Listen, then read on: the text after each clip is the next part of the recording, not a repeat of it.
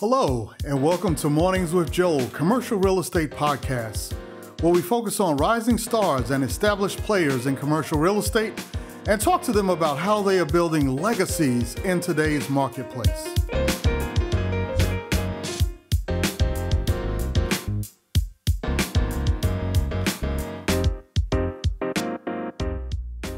So good morning. We'd like to welcome all to Mornings with Joel, CRE podcast. We're very happy today to have a good friend of us, Nashlie, Sephus. And now I always mispronounce your last name. So did I get it right that time? It's spelled like Sephus, but it's Sephus. Sephus. Okay. Yep. I apologize about that. But we're very, very happy to have you here today. And we're excited that you were able to join us. This is a little interesting because it's out of our norm. As we know, we generally have, these real estate folks that are on the call. This is a CRE commercial real estate podcast. I wanted to have you on though. And the reason why is because your work has been beyond just real estate. It's been more expansive. And I thought that was pretty exciting. So I wanted to talk a little bit about that. For y'all who don't know, Nashlie is working on a large project in Mississippi right now. But before we get to that, why don't you tell us a little bit about your background? Because you actually don't have a background in real estate. How'd you get going and get into the work that you're doing right now? Yeah, so it's been quite a journey. So I'm born and raised in Jackson, Mississippi. I work and live in Atlanta, Georgia now. And I've been here for maybe like past 13 years or so, on and off, mostly here.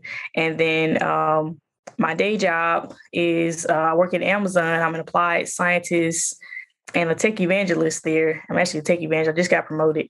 I keep forgetting. But yeah, so I'm a tech evangelist at AWS, Amazon Web Services, artificial intelligence team, focusing on fairness and biases in our AI technologies, things like face recognition and speech recognition, and just want to understand, are we putting forth our best efforts to make sure that our technology is fair across all ethnicities, gender, ages, backgrounds, etc. And so that's my full-time job on the side, as my sister says. And I have my passion projects. One, I started a nonprofit called The Bean Path in Jackson, Mississippi back in 2018, where we do free tech help for people. So being a tech expert, I've always wanted to bring that expertise and those opportunities back home. And that's how the development came about, really wanting to scale that work and really make a presence and say, hey, the South, they say the South's got something to say. We have brilliant people here. They just need those opportunities, specifically when it comes to technology and technical expertise. And so I did want to do that and have that opportunity. And so that brings us to the Jackson Tech Hub, Jackson Tech District that I'm developing, which is 14 acres. Well, hold on, before we go into that, because I definitely want to discuss that in detail. I just want to let me back up a little bit. Okay. One of the reasons why I have some capital to do these type of things, these type of projects, is that I was the CTO of a startup company based in Atlanta back in 2013. We ended up selling that company to Amazon. We got acquired back in 2016. And so when that happened, of course, I was fortunate. I had shares and a stakeholder. I was a chief technology officer in the company. It was called Part Pick. So we created algorithms that let you take a picture of something and you recognize it, and specifically for parts, replacement parts like screws, nuts, bolts, washers. And if you use the Amazon shopping app today, there's actually some of that technology that's still in there where it allows you to click on the camera button when you're in the app and point it at something, and it'll try to recognize it so you can buy even more stuff on Amazon. So yeah, basically, I went to undergrad at Mississippi State University in computer engineering, and then grad school, got my PhD at Georgia Tech in Atlanta in computer engineering. Okay. All right. Gotcha. So yeah, because you're obviously on this path where you create this phenomenal product. 3 years, you go from ground zero to sale of your company to Amazon. I mean, that's about as impressive as it can get, to happen in such a short window. I think I've been trying to get my startup just off the ground for the last 3 years, but that's a whole nother story. It's a tough journey, man. It's a tough journey. Yeah. And you got to spend a lot of time in it too, to get it going. So you go from that, you wind up selling the business. Obviously, Amazon felt good enough about you to make you an offer to bring you on. And you're working now in AI at Amazon, but you decided to get into real estate as well. Obviously you've developed a passion there. So tell us a little bit about this project in Mississippi you were talking about and how that all kind of came about. It is basically we're not 14 acres, 8 buildings. I think it's over 700,000 square feet of buildings and land. Mm-hmm. And it is located in the downtown Jackson, Mississippi area, located between the Central Business District and HBCU, Jackson State University. And this area has been pretty much abandoned majority of my life. And I remember passing by this one particular building.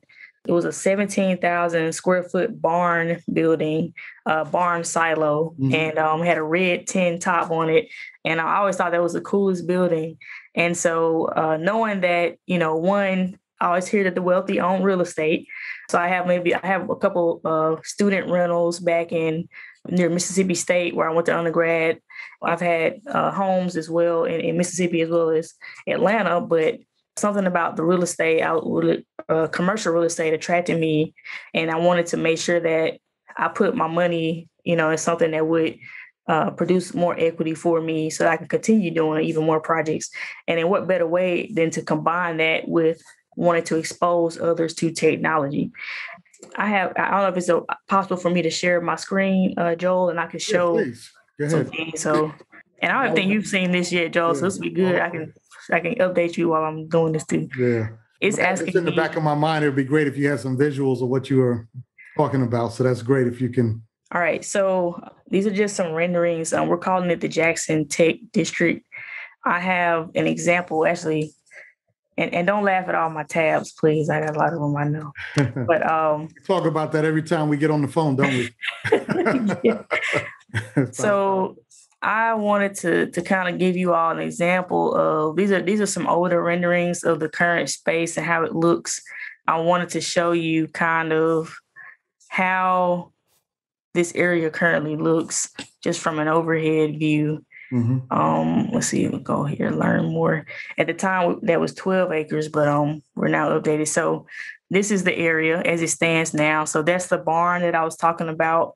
This is the downtown Jackson area. So to give you even an idea, so the main street of downtown is Capitol Street. It goes straight through the center all the way to the Capitol building, the old Capitol building, which is, kind of like a main area. And so along this entire area here, Federal Building, bus station, train station. I mentioned if you keep going back this way, Jackson State, you'll run into Jackson State University. And so basically this white outline box shows most of the area where I've acquired, including this building that we added and these 2 acres over here to the left. We have currently 8 buildings, both sides of this street. This street is, after we did our market study, we showed that this street, which is called North Gallatin Street, is actually the second most busiest street in all of the downtown area. We're also showing that it is all in an opportunity zone, and this area is very much so eligible for TIFs, like to get tax credits with the city. Also, new market tax credits are eligible because of the surrounding community and the demographics of people that are in that area, mostly lower to middle income. You also have a lot of college students. So we're wanting to bring those younger folks back to the downtown area and give them some affordable places to live, and also live, work, play, some retail, some restaurants, of course, the tech training and skills, and also bringing in other companies into this area. And so we have been in talks with companies like Microsoft, IBM, Netflix, Airbnb. They gave us a sponsorship. Acer gave us a sponsorship, the computer company as well, for our nonprofit, The Bean Path, and donated all this equipment. We also it's a national laboratory called Argonne National Laboratory, which is up in the Chicago area. They're even wanting to put like a location here, like an Argonne National Laboratory South. And so the reaction and the support based on, we've had a great great PR cycles, article featured in Inc. magazine, as well as Black Enterprise, featured on CNN and a few other places that a lot of people, a lot of interest, a lot of support has come my way from large banks like JP Morgan Chase and Goldman Sachs to smaller community CDFI banks in the area. And so let me switch back over to our rendering. So you saw what it currently looks like, really just old industrial area to some of these renderings here. And so just kind of explain some of the vision and things that I've already kind of explained. We talk about some of the demographics there. Ironically, Mississippi, well, not really ironically, but Mississippi was kind of like Atlanta and Georgia, where you have a lot of times the red is considered a red state, even though studies show that it's actually a purple state, just like Georgia was before this past presidential election. And so we were pretty much open during COVID. We anticipate, people are getting back out. I'm hoping to go on vacation sometime soon. I'm hoping and praying that could happen. But our development plans we're basically operating out of a temporary building for the beam path. We've got a few tenants that are going to occupy the space. We're doing events as well as festivals and things. We have planned to start generating some revenue. We also have a rummage sale we're doing. One of the buildings was an old storage building, had all kinds of antiques and things in there. So we're going to be selling that and giving those things away. But we're scheduled to finish phase 1 here, which is around fall of next year, actually. So these it doesn't show 2022, but we're going to start phase 1 this fall and finish it by fall of next year. And so what do those different phases consist of? Well, as I mentioned, we want to transform this whole space into pretty much like a campus. So like a tech district campus. And so we'll have several apartment buildings. We have an event center, the innovation station, that's the nonprofit side. So we have some funding from, we want to go after foundation funding. So Kellogg Foundation has shown interest in giving us money. We also have some grant funding already from the city to operate, for the beam path to operate in that building. We proposed to have some RFPs from potential grocery store occupants and operators. And of course, we're going to do a parking garage because this is quite a bit of space, a lot of people in these buildings over here. And so building number 10 is actually the parking garage across the street. This is where 2 smaller buildings were that we're going to actually tear down. Mm-hmm. But yeah, pretty much building 7, 5, 1, and 3 are additional residential buildings. 4, 9, they're commercial. 8's a restaurant. 9's the venue space, kind of like the marquee of everything. You'll notice these different lawns. The idea is to be able to have like a festival where you can have multiple stages. If those of you familiar with, the Jazz Fest in Atlanta and Piedmont Park, where they have multiple stages, even shutting down this street, Gallatin Street, blocking it off. The city's been very cooperative with us. And this isn't just me, by the way. I have a whole team of folks helping me do a lot of this. But overall, I want to skip down here to some close-ups of the rendering. So if you remember the picture I was showing before here, so you can kind of see where we are to get an idea of what is to come. So there's the barn, there's the storage building. This is the small building we're temporarily operating out of. And so again, you have the barn, the storage building is up here.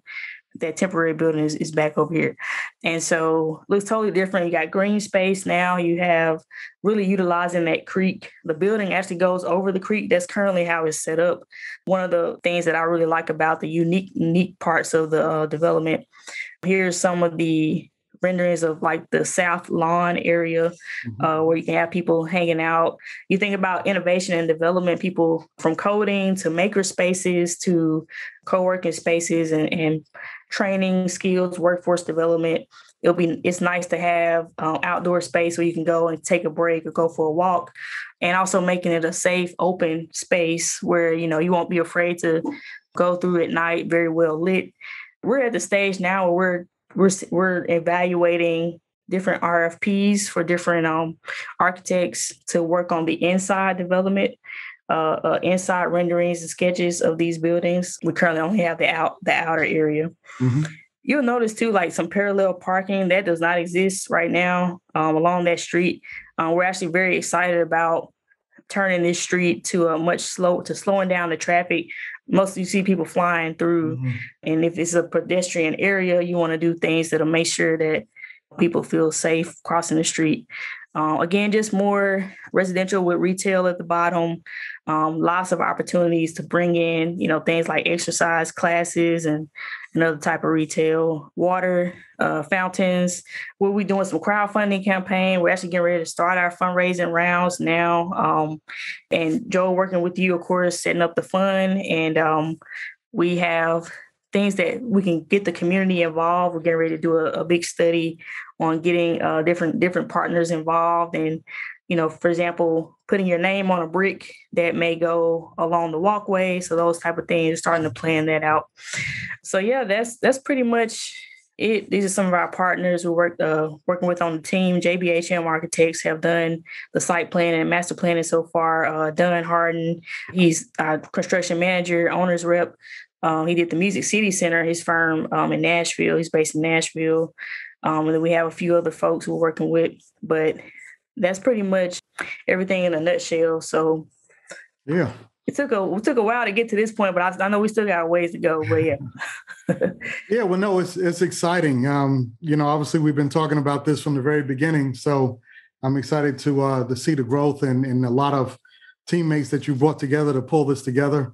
And you're right; those are renderings that I hadn't been brought up to speed with. So I look forward to getting my copy of them so I can review them, and then we'll talk more about the capital and everything else offline. But let me open it up for our guest here today. If there was any questions or anything else you wanted to ask Nashlie, go ahead, and Jerry, I see you unmuted yourself. Feel free.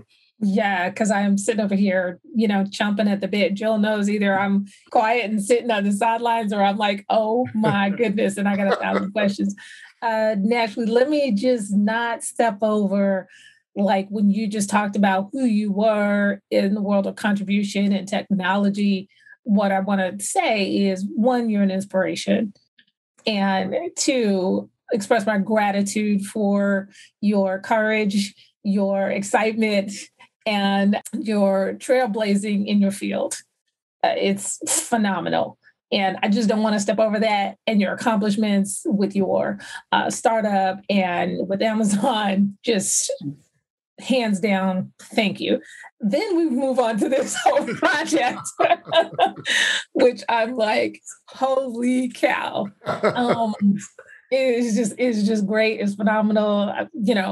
Not that you need my encouragement, but you got it. I'm, extremely proud of what you've already done. I don't even know you, but Joel has mentioned you quite a bit, and thankful to hear about this. It's just really, really great.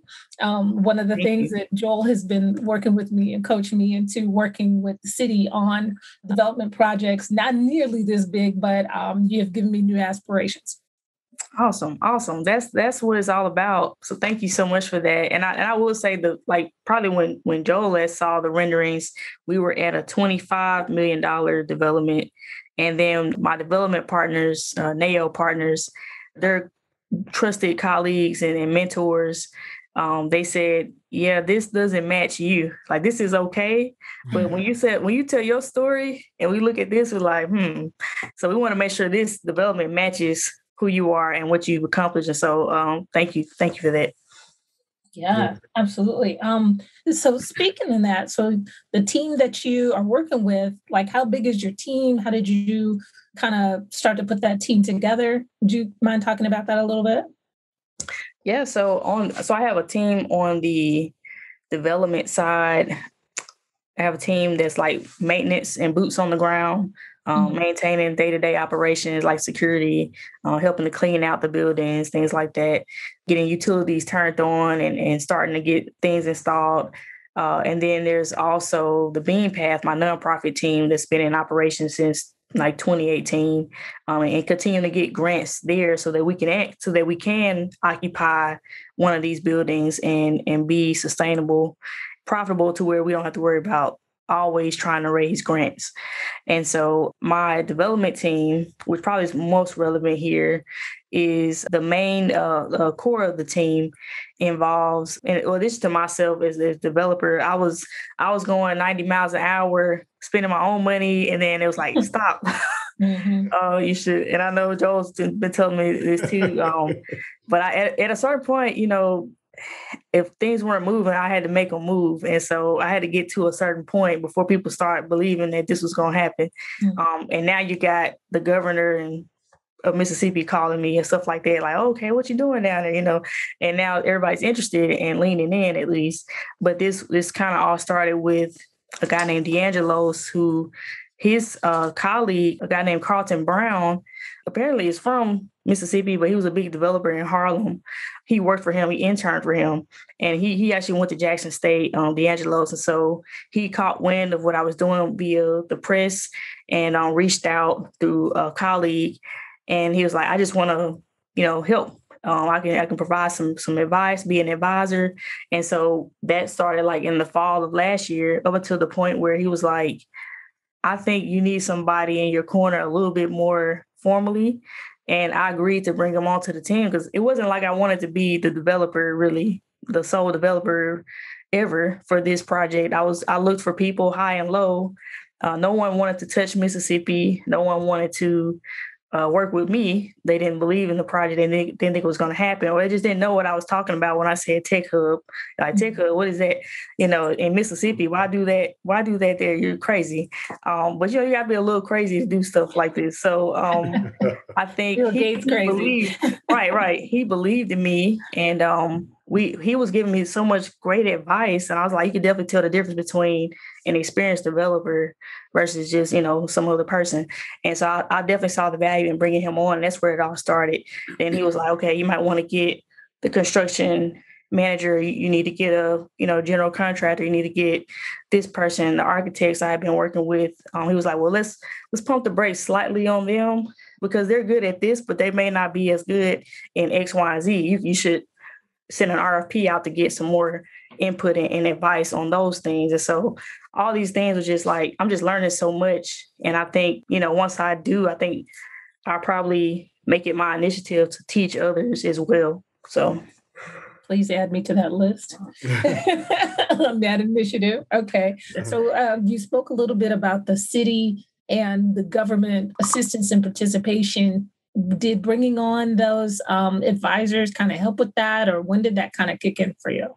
I think my story helped out a lot. You can usually get some believers based on what I have been able to accomplish. And so the city of Jackson was definitely more so believers much more sooner than the state and at the state and federal level.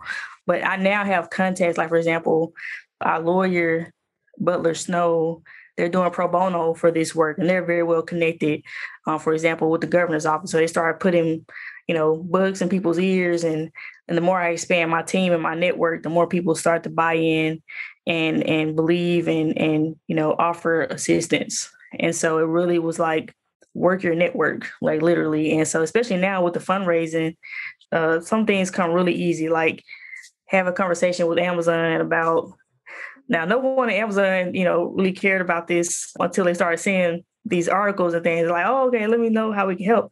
And now they're doing things like matching donations and providing teacher training courses and things like that, even really close to making it a deal where they can actually occupy one of the buildings as office space, or at least one of the floors. And so it's like all these conversations that I'm having. And I'm an introvert, so I get a little tired of sometimes of talking, but it's been a lot of support across the board now. And you said that really just came from creating some of that press? The press was huge. The national press, I think that was even huge to get the buy-in from the city. Because you think about it, if I'm looking at it from their perspective, you probably got 10 people like me a year saying they're going to do something like this, and it never happens, which I get. I get that. That's just extra, extra stamps, extra receipts to say that, okay, this person, it may be serious. Got it. Okay, awesome. I will give Sharita, she dropped off. I'll give Uriah a chance to jump in here, but I can keep this rolling for another half hour, just so you know. Yeah. Yeah, go ahead, Uriah. Good morning. This is an amazing story. I echo everything that Jerry just stated. And also, it's even more amazing to see a fellow Yellow Jacket. Nice. Down MBA. I actually just looked you up on LinkedIn and see that we have a lot of shared associates. So okay, definitely be reaching out to you on LinkedIn. But I was curious to know if you can shed some light on. I'm also new to commercial real estate, and I'm very interested to know how you went about managing your daytime gig with managing this amazing project. Because you're still with Amazon, correct? Yeah, I'm still trying to figure that out. But you know what? My manager and I just had a conversation with him and her, and they were very supportive about, hey, I need to be a little bit more flexible with my schedule. I need to take some leave because I'm working on knocking this stuff out, for these couple of weeks, and and they've been very supportive there. So I think. And that could easily not be the case depending on what team I'm on, right? Because it's either hit or miss. That's just how it is at some of these large corporations. But fortunately, I'm in a good situation. Even my new role requires less meetings and less like hardcore deliverables. I'm more so advising now, technical advisor across the company, and also not really having to manage any people, which is great, which I love that. I used to manage 10 people, so I don't have to worry about any of those mental woes anymore. And so it just all worked out. Oh, yeah, that's awesome. And then if you don't mind, I'm also curious on a couple more things. If you could provide some insight around how you managed the initial, I guess, financing/funding. I know you say you were coming out of pocket quite a bit. And, as a newbie, oftentimes I believe that, you definitely have to demonstrate your willingness to invest in whatever you're trying to create. Curious to know how you went about managing that. And then on the second question is around the opportunity zone piece. We were actually just speaking about that right when you came on board. It's something that I'm very interested in learning more about. All throughout Atlanta, there's so many areas of opportunity zones, and I'm just kind of curious to know how you are navigating that piece, and even if you could provide some key insights around leveraging opportunity zone into this project. Yeah. So, and I'm still a newbie too. Don't let it fool you. Now I'm still learning too, but I'm learning about the different types of capital and the cost of money, and also we're prioritizing things because I could easily get overwhelmed because it's literally like 500 people I need to reach out to between now and the next month or two. And I'm like, how's this going to happen? And so, get a team, figure out a strategy. What's the top priority, folks? When you talk about opportunity zones and opportunity funds, if I can close PRIs, like program related investments from a foundation over or some grants over an opportunity fund, which is, more so likely it's going to be a higher interest rate, higher cost of money, maybe not as big of a social or economic impact, then I'm going to take this capital over that capital. And so it's all about strategizing and coming up with a plan to, as they say, to get to the no's first, get the no's out the way so that you know who your potential yeses are. That's kind of how I've learned how to do it. Awesome. Thank you. Okay. All right. Well, really good. Really good. So yeah, this is it's quite a project, as you already know. I'm kind of laughing about the fact internally that, we had all these conversations earlier on. And to a degree, I was like, okay, Nashlie, you got 50,000 things coming from 50 different areas. We got to kind of stop and coordinate this and put some type of structure in place. So I obviously I wasn't the only one saying that, but it's all coming together very, very nicely. We're happy to play our role in trying to help this come together, and it's very exciting. What's being done there and whatnot. So we're happy to be part of it. It's an exciting time, and one thing about Jackson, this will really help put them on the map. There hasn't been a whole lot of activity or excitement about anything in Jackson for the most part. And so to put it on the map and make something happen there in an area that has been known as being anti-minority friendly is a big thing as well. I guess that's a nice politically correct way to say it. So we're really, really happy about that. And we certainly appreciate your time, sharing those details. And I know I got a couple of texts from you that I still got to return. So I'll make sure I get back to you with those things. Oh, yeah. No, you're good. I will say that we were happy to land Deion Sanders as the head coach for Jackson State. Okay. So we're looking forward to that football in the fall. But yeah, so. Okay, cool. Make sure he supports your project too. Yeah. I'm sure. I think we got a couple meetings set up. So yeah. And Nashlie, are you able to share that presentation, or is that still like confidential? The layout and the renderings and. I can share it because there isn't like a lot of like private confidential information here. I can share. This is more like a brochure. We can definitely share this with you, so I can send it to Joel and he could probably get it out to you. Yeah, we'll be grateful for that. Correct. Thank you. Okay. All right. Yeah, we'll certainly make that happen. So, all right. Anything else you want to add, Nashlie, as we wrap up for today? It's good. I'm glad I had a chance to meet. I have a standing meeting Monday, so it was kind of hard, but I'm glad we finally made it happen. So thank you all for listening in and feel free to reach out, share my contact information as well. So please do. You are definitely worth waiting for every single moment. Thank you. Yeah, well, all right, y'all. Appreciate that. Yeah, well, this is the Mornings with Joel CRE podcast. We're very happy to have you here today. We had Nashlie Sephus with us, and we're really excited about her progress, and we certainly look forward to you being back with us next week as we continue our discussions in the land of commercial real estate. So as always, thanks again, Nashlie. Again, it's been a great pleasure, and to all of our guests, thank you so much, and we look forward to seeing you guys next week.